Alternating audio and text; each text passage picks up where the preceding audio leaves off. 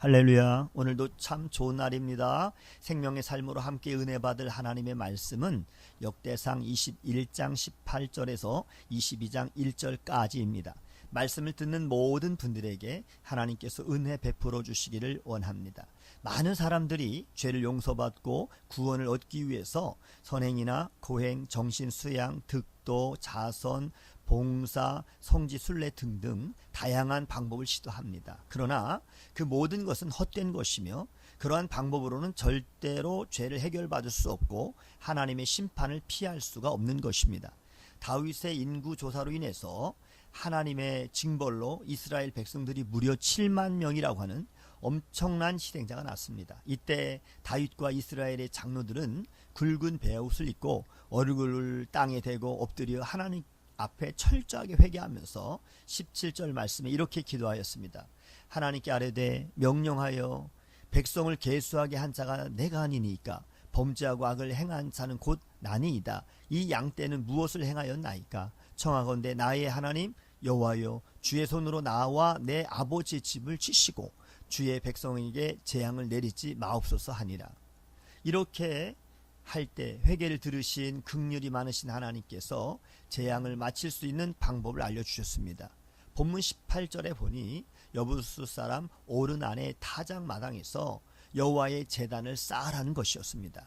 하나님은 희생 제사를 통해 죄에 대한 대가를 받으시기를 원하셨던 것인데요. 다시 말씀드린다면 희생의 피가 없이는 결코 죄 용서를 받을 수 없는 것이 하나님의 법칙인 것입니다. 그래서 히브리서 9장 22절에 율법을 쫓아 거의 모든 물건이 피로써 정결케 되나니 피 흘림이 없은즉 사함이 없느니라 말씀하셨습니다. 다윗은 오른 안의 타작 마당을 금 600세겔의 값을 치르고 구입해서 거기에서 하나님께 번제와 화목제를 드렸습니다. 제사를 받으신 하나님께서 하늘에서부터 번제단 위에 불을 내려 응답해 주셨으며 비로소 하나님의 천사는 칼을 칼집에서 꽂음으로 하나님의 심판의 끝이 났습니다. 구약의 이 이스라엘 백성들 중에 죄를 지은 사람은 본문에 나오는 다윗처럼 죄를 해결받기 위해서는 소나 양이나 비둘기를 잡아 피의 희생 제사로 드려야 지은 죄가 해결되었습니다. 하나님은 하나님의 독생자 예수 그리스도를 친히 말씀이 육신이 되어 이 땅에 보내주셔서 죄를 지은 인간의 화목제물이 되게 하셨습니다.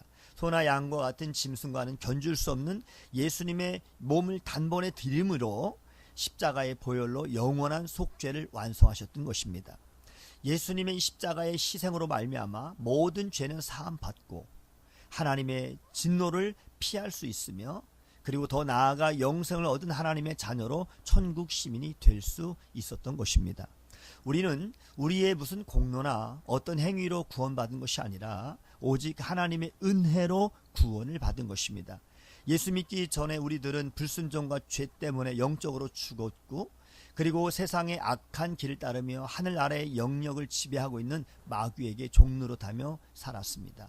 이 마귀는 현재 불순종하는 사람들 가운데 활동하는 영으로 우리도 전에는 그들과 같이 우리 육체 욕심대로 살며 또 육체와 마음이 원하는 대로 해서 다른 사람들과 마찬가지로 본래로부터 하나님의 노여우심을 살 수밖에 없었던 사람들이었습니다.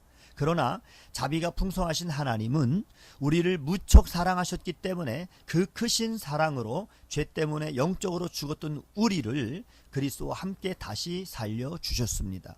그래서 여러분은 하나님의 은혜로 구원을 받게 된 것입니다. 에베소 2장 8절 9절에도 너희가 그 은혜를 인하여 믿음으로 말미암아 구원을 얻었나니 이것이 너희에게서 난 것이 아니요 하나님의 선물이라 행위에서 난 것이 아니니 이는 누구든지 자랑치 못하게 함이니라.